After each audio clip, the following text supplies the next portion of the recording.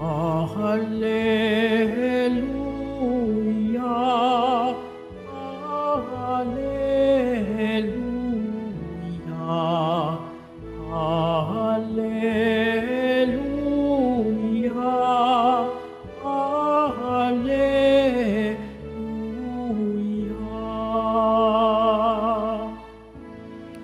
Hiniram tayo ni Kristo upang mamungang totoo bilang mabubuting tao. Hallelujah,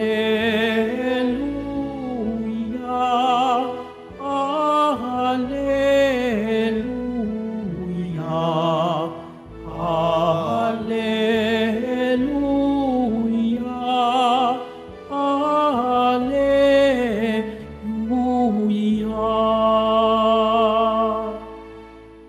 Sumainyo ang Panginoon. At sumaiyo rin. Ang mabuting balita ng Panginoon ayon kay San Lucas. Papuri sa iyo, Panginoon.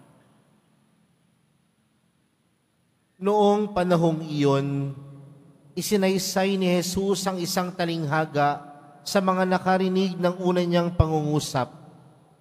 Ginawa niya ito sapagkat malapit na siya sa Jerusalem at ang akala ng mga tao ay itatatag na ang kaharian ng Diyos.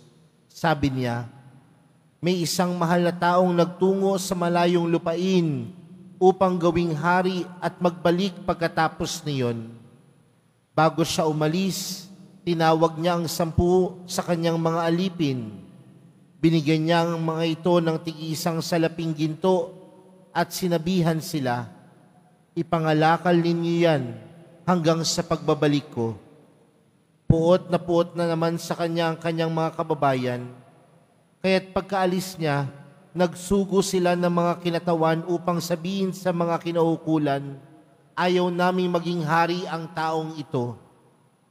Ngunit ginawa ring hari ang taong iyon. Umuwi siya pagkatapos at ipinatawag ang mga aliping binigyan niya ng salaping ginto upang malaman kung gaano ang tinubo ng bawat isa. Lumapit sa kanyang una at ang sabi, Panginoon, ng salapi ninyong ginto ay nagtubo ng 10. Magaling, sagot niya, mabuting alipin. Yamang naging matapat ka sa kakaunting bagay, pamamahalain kita sa 10 bayan. Lumapit ang ikalawa at ang sabi, Panginoon, ang inyong salaping ginto ay nagtubo ng 5. At sinabi niya sa kanya, mamamahala ka sa 5 bayan. Lumapit ang isa pang alipin at nagsabi, Panginoon, heto po ang inyong salaping ginto. Binalot ko sa panyo at itinago. Natatakot po ako sa inyo, sapagkat napakahigpit ninyo. Kinukuha ninyo ang hindi sa inyo at inaani ang hindi ninyo inasik.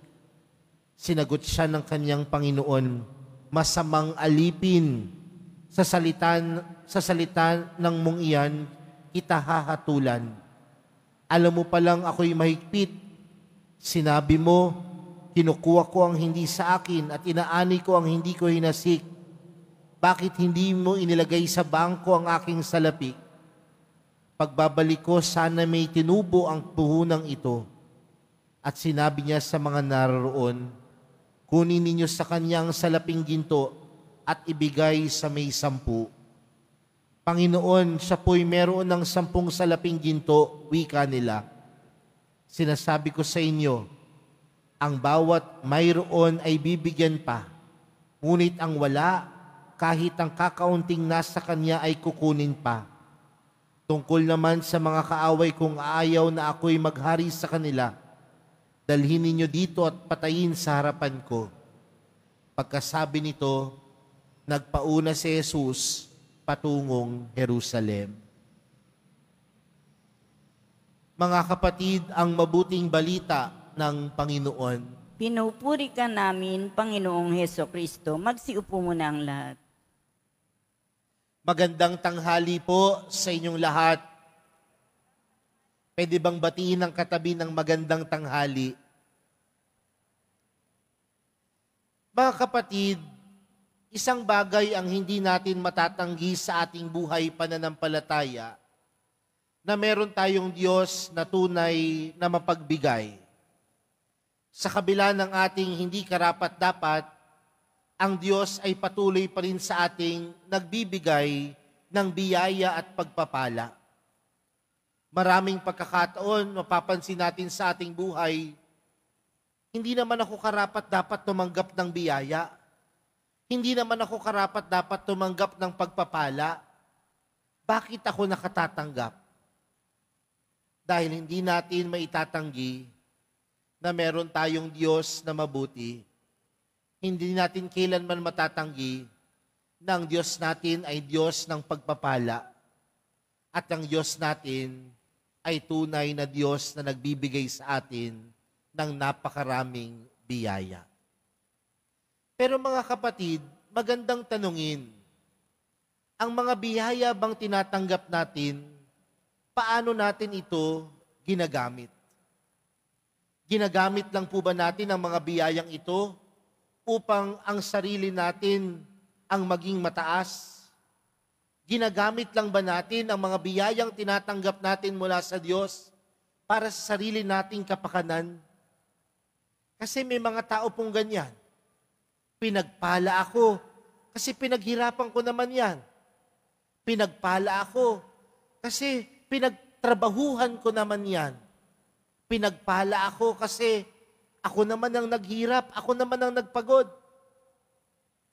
Pero tandaan natin mga kapatid, na ang lahat ng pagpapala ay hindi lamang dahil sa sarili nating kakayanan, kundi ang lahat ng pagpapala ay nagmumula sa Diyos. At kung ito ay nagmumula sa Diyos, kailanman ang kahit anong pagpapala at kahit anong biyaya ay hindi dapat sinasarili. Bagkus ang pagpapala at biyaya, dapat ibinibigay din sa kapwa. Ibinabahagi din natin sa ating kapwa. Sa atin pong ebanghelyo, mga kapatid, merong talinghagang ibinanggit ang mahal na pong Jesus Nazareno patungkol sa kanyang mga alipin. Meron 3 taong nabanggit doon sa ating ebanghelyo.